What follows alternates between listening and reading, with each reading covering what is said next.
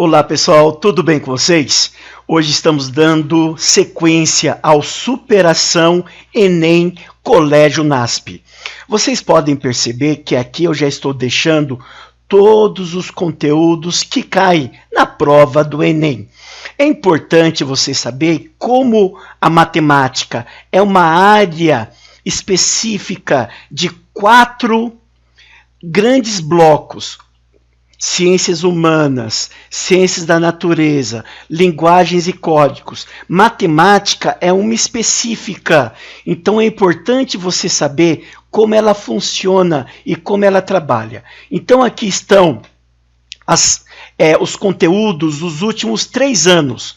Grandezas proporcionais, foram em média 30 questões. Geometria plana, 14 questões. Funções, 13 questões. Probabilidade, 10 questões. Geometria espacial, 9 questões. E estatística, 7 questões. Então, esses 6 assuntos é que nós vamos tratar hoje, aqui e agora, com você, tá bom? Então, observem que isso é importante você compreender, porque quando você entende, as coisas vão melhor para a sua vida. Exemplo, grandezas proporcionais. O que são grandezas proporcionais? Tem a ver com razão e proporção e porcentagem. Perfeito? Uma outra coisa importante você saber sobre a geometria plana. Esses são os itens que caem, esses são os subitens de geometria plana. Perfeito? Ao vocês saberem isso, vamos ver esses últimos itens aqui, para vocês poderem compreender sobre funções. O item 4 de probabilidade eu não trouxe, porque é só probabilidade. E o item 5 de geometria espacial são esses itens.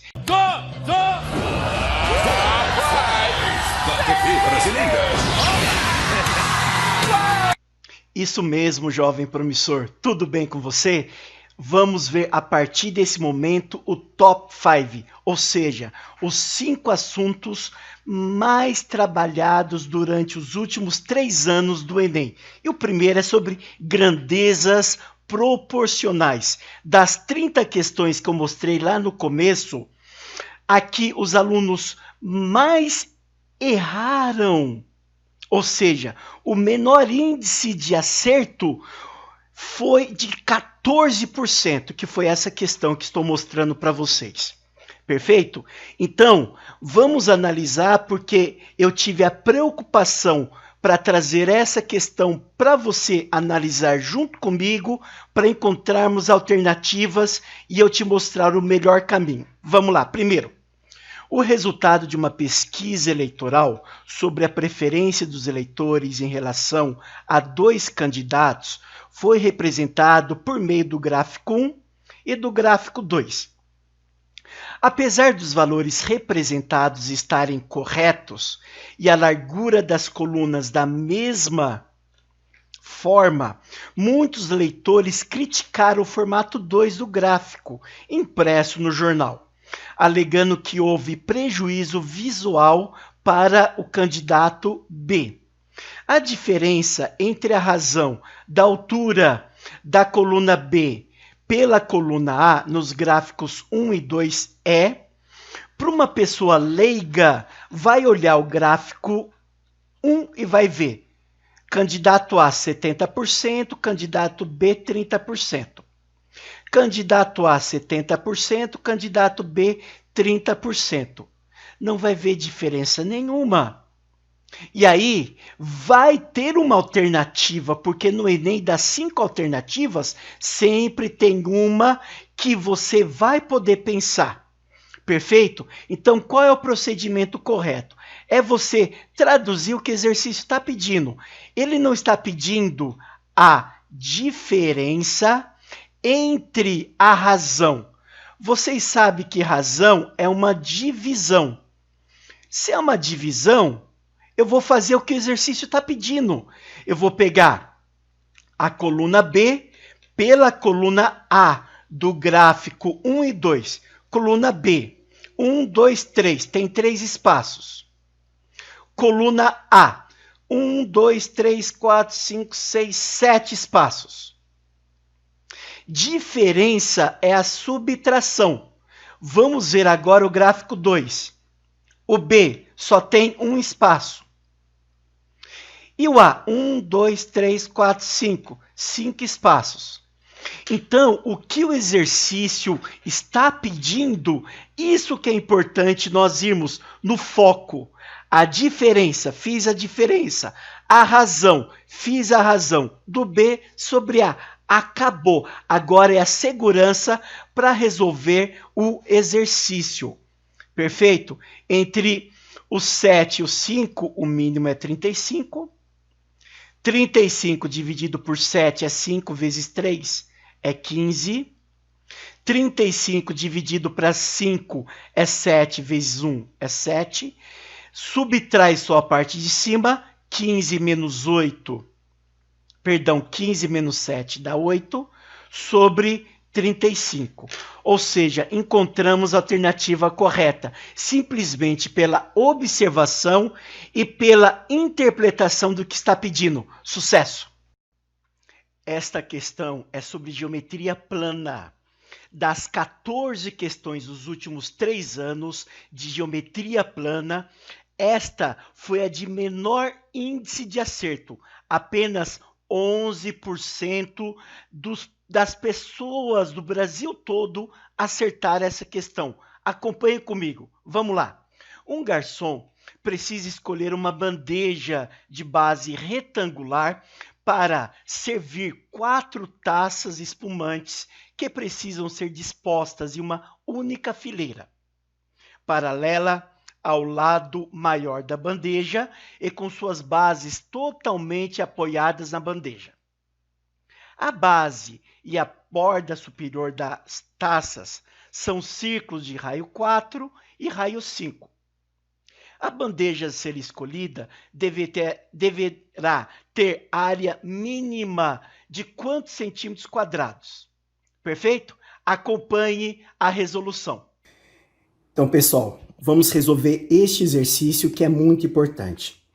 Vamos tomar cuidado em observar detalhes. Primeiro, vou desenhar aqui a bandeja. O exercício fala que tem que ser retangular. Perfeito? Fiz a bandeja retangular. Agora, nesta bandeja que tem que ser otimizada, eu vou colocar 4 taças. Então, vamos colocar as 4 taças nela. A primeira.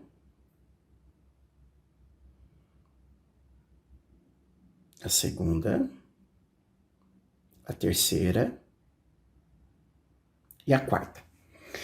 Vocês perceberam que eu tive a preocupação de otimizar, colocar bem aqui na borda da bandeja e deixei um espaço entre o diâmetro da base do copo. Por quê?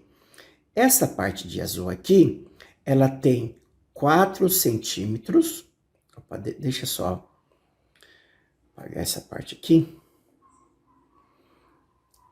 Ela tem 4 centímetros de raio. A parte de baixo. Perfeito? Vamos agora fazer a parte de cima. Por quê? Nós não podemos ignorar a parte de cima. Por isso que eu deixei esses espaços aqui, ó. Então, colocando a parte de cima, vai ficar assim, ó. Uma parte de cima, outra, da outra taça e da outra taça. Então, esse aqui, o exercício falou que tem... Deixa eu só apagar essa aqui.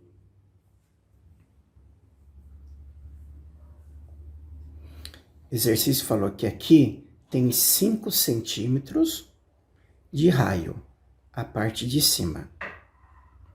Por que que eu não posso ignorar a parte de cima? Porque se eu observar, se eu fizer a conta somente com a parte de baixo, a bandeja vai ser ineficiente. Porque se eu colocar otimizando a parte de baixo, a parte de cima vai se chocar, a taça vai cair.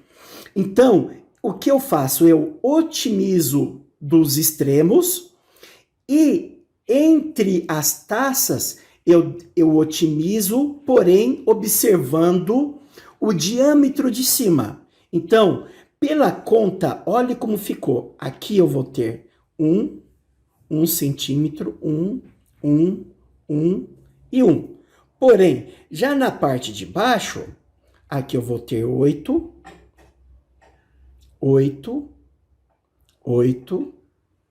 e 8. Por quê? Se o raio de baixo vale 4, o diâmetro vale 8. Observem, entenda e analise junto comigo aqui.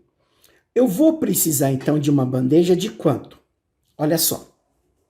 Eu vou precisar de uma bandeja que a minha largura seja do mesmo diâmetro da taça de baixo. Ou seja, eu preciso ter 8 centímetros. Agora, para ser otimizado, o meu comprimento eu vou ter 1, 2, 3, 4, 4 vezes 8, que dá 32, porém, 2, 4, 6, ou seja, eu vou precisar de 38 centímetros para que a bandeja consiga carregar as 4 taças sem cair, sendo otimizada toda a parte de baixo, lembrando que a parte de cima elas vão ficar todas unidas. Perfeito? Ao fazer 38 vezes 8, eu vou achar 304 centímetros quadrados, que é a resposta correta. E aqui, esse exercício foi difícil porque muitas pessoas só consideraram a parte de baixo e ignoraram a parte de cima. Ou consideraram toda a parte de cima, lembrando que nas extremidades eu não vou acrescentar a parte de cima porque ela pode ficar para fora, que não vai cair da taça. Beleza, pessoal? Excelente exercício, superação 2020. Agora vamos ver sobre o assunto de função. Das 13 questões dos últimos 3 anos que caíram de função, esta questão foi a de menor índice de acerto, total de 12%. Acompanhe comigo para você entender. Vamos lá. Uma empresa tem diversos funcionários. Um deles é o gerente, que recebe R$ 1.000 por semana. Os outros funcionários são diaristas. Cada um trabalha 2 dias por semana, recebendo R$ 80 por dia trabalhado. Chamando de X a quantidade de funcionários, Y o que a empresa gasta semanalmente para pagar seus funcionários, é expressa por... Acompanhe comigo a resolução. Olá, pessoal. Este exercício ele foi difícil porque se você não anota as informações corretamente, você vai acabar se perdendo. Então, observe comigo. O gerente ganha R$ 1.000 por semana. Já os funcionários trabalham 2 dias por semana e ganham R$ 80 por dia. Quanto a empresa gasta por mês? Primeiro, não dá para eu saber quanto a empresa gasta por mês, porque eu não sei o total de funcionários. Então, é correto, é certo que a resposta desse exercício vai ser uma função. Perfeito? Porque tudo vai depender da quantidade de funcionários. Então, segue comigo aqui. Como que eu vou pensar? Eu vou pensar o seguinte.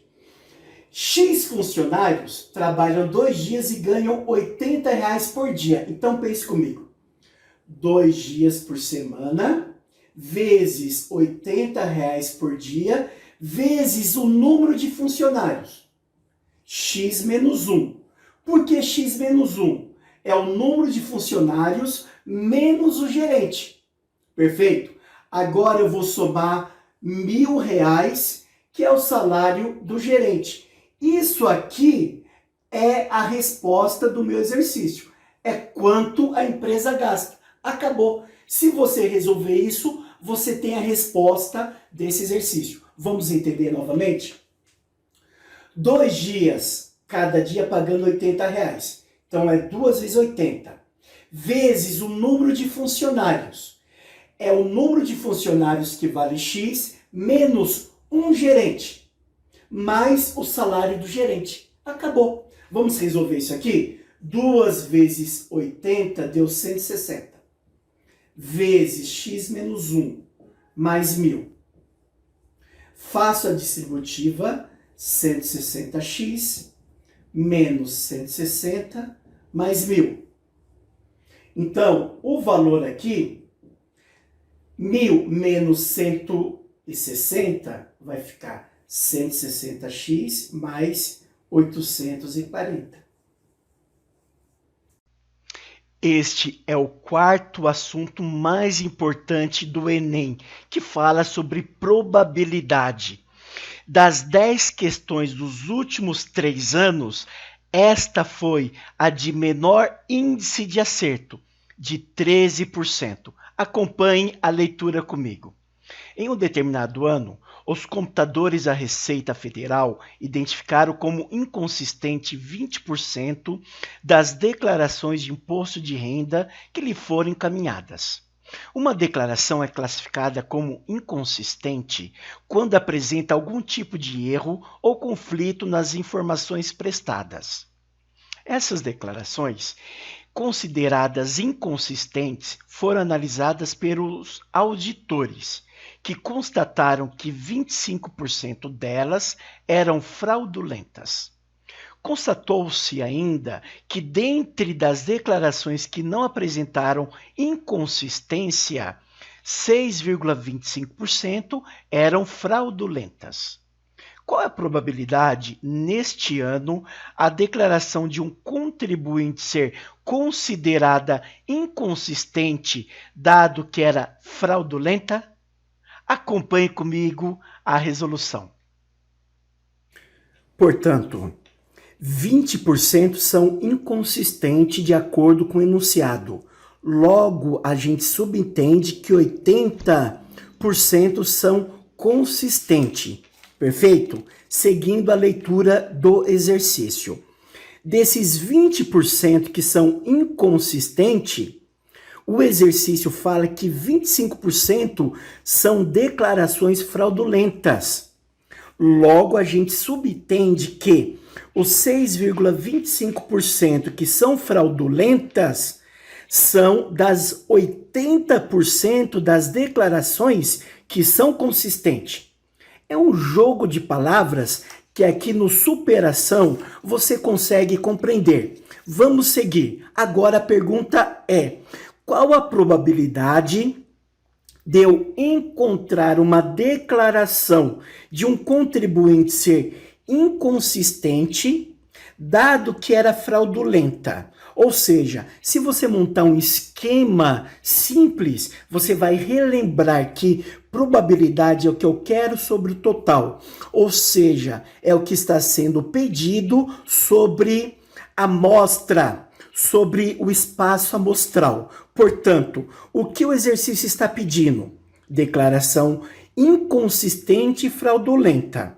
E qual é o total? São todas as declarações fraudulentas, porém, tem as inconsistentes e as consistentes. Portanto, para eu poder fazer a conta, é super tranquilo, com calma, a gente resolve. Vamos lá. Qual é a porcentagem da declaração inconsistente e fraudulenta? A inconsistente é 20% e a fraudulenta é 25% de 20%. Beleza? Já o total é todas as declarações fraudulentas, tanto da inconsistente quanto da consistente. Então, o enunciado diz que 25% das declarações fraudulentas, 20% são inconsistentes. E das 6,25% das declarações fraudulentas, 80% são da consistente. Então perceba, analise, entenda que quando tem muito jogo de palavra, cabe à sua tranquilidade para fazer anotações dos dados. Então vamos lá. Então, probabilidade.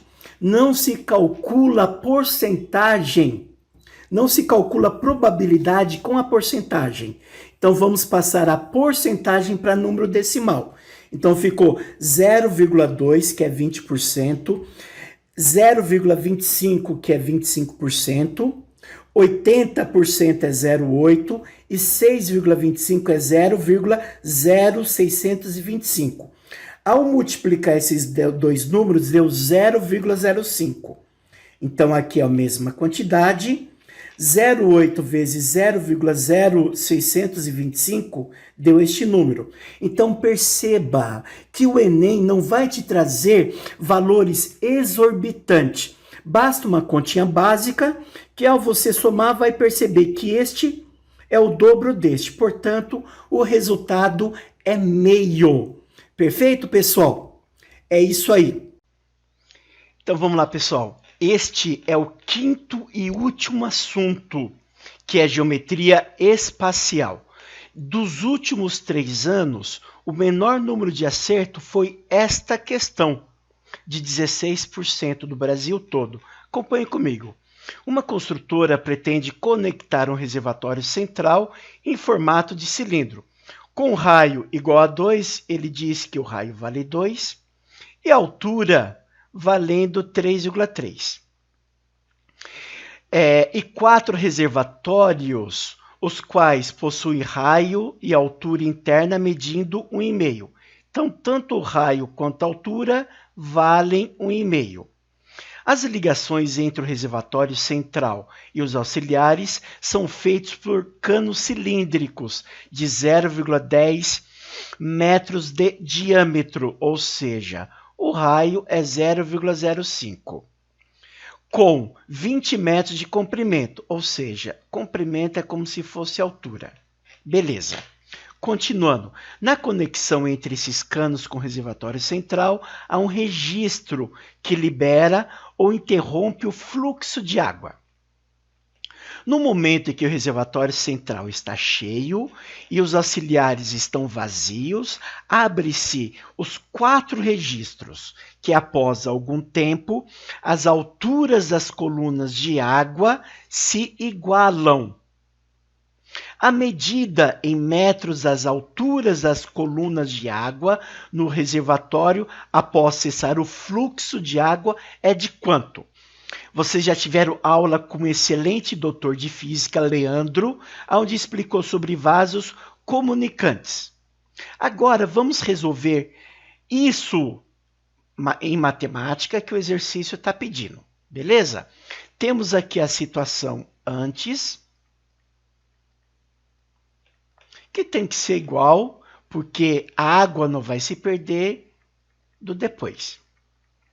O antes só tem esse reservatório. Como é o cilindro, vocês sabem que o volume do cilindro é a área da base pela altura. Como a base é um círculo, então é πr² h. Beleza? Isso aqui tem que ser igual ao volume dos 4 menores reservatórios, 4πr² h, mais dos 4 caninhos, πrh, e mais deste reservatório final, que vai ser πrh. Vamos aqui traduzir, explicar para você poder entender. Este aqui é do maior. Este aqui são dos menores. Este valor aqui é do cano. E este valor aqui é do maior. Então, o que vai acontecer? Antes o reservatório maior está cheio. Eles vão abrir e a água vai ser distribuída igualmente. Por onde? Vai ficar no cano água. Nos reservatórios vai ficar água também, porém vai ficar tudo no mesmo nível com o reservatório central. Então, o que vamos substituir aqui? No maior, π, o raio vale 2 e a altura 3,3. Nos menores, eu não sei qual vai ser a altura, assim como eu não sei qual vai ser a altura do maior, porque depois que a água for distribuída, é esta altura que eu quero saber. Então, aqui vai ficar 4, π, o raio que é de 1,5, que eu vou deixar em fração, 3 sobre 2 ao quadrado, h, eu vou chamar de HF, altura final, perfeito? Mais 4, π, 0,05 é 5 sobre 100 ao quadrado, vezes a altura que é 20, mais π, o raio que é 2, vezes a altura final. Então, vocês perceberam que tanto dos 4 reservatórios menores, assim como do reservatório maior, depois que esse registro é aberto, é esta altura que eu quero descobrir. Como que vai ficar a altura? Então, o depois tem que ter o mesmo volume inicial. Vamos resolver? Então, aqui vai ficar 4 vezes 3,3. Vamos fazer aqui a conta, vai dar 12, vem 1, 12, 13. Então, ficou 13,2 π, que é igual 3 ao quadrado é 9, perfeito? 3 ao quadrado é 9, corta esse 4 com 4 de baixo, então ficou 9, beleza? HF, mais 4 vezes, vamos aqui, ó, 5 ao quadrado é 25. 25 vezes 4 deu 100. 100 vezes 20 vai dar 2.000. Sobre 10.000. Beleza? Π. Mais 4π HF. Então, vamos somar o que dá para a gente somar aqui. Primeiro, eu vou cancelar esses 3 zeros com esses 3 zeros. Então, ficou 2 sobre 10, que é 0,2. Então, ficou 13,2, que é igual 9π HF mais 0,2π mais 4π HF. HF é a altura final. Então, eu vou passar este do outro lado subtraindo, então ficou 13,2π menos 0,2π, que é igual. Este é igual àquele, então 9 mais 4 é 13.